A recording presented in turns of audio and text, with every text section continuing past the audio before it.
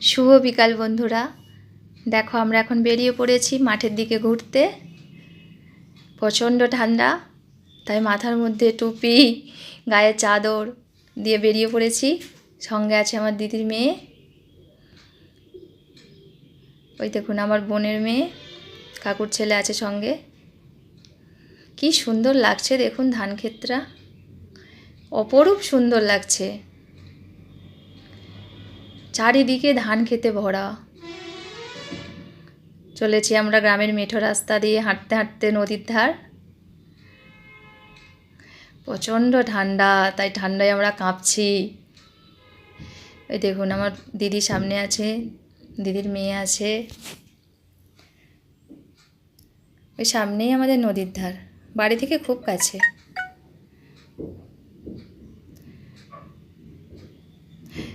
আমরা একটা বাঁশের ব্রিজ পার হলাম, চলে আসলাম নদীর ধার। সবাই খুব এনজয় করছে, বাচ্চারা তো এনজয় করবেই। ওই দেখুন আমার বোনের মেয়ে কাগজের প্লেন বাড়িয়ে ওড়াচ্ছে। আমরাও ছোটোবেলায় অনেক প্লেন এরম বানিয়েছি। এই দেখুন এখানে একটি জল ট্যাঙ্কি তৈরি হয়েছে, এই গ্রামে সজলধারার জল ঢুকবে তার জন্য। গ্রামে এখন সমস্ত সুযোগ সুবিধা এসে গেছে। কি সুন্দর লাগছে বিকালের এই প্রাকৃতিক পরিবেশ। ওই দূরে নদীর ধার।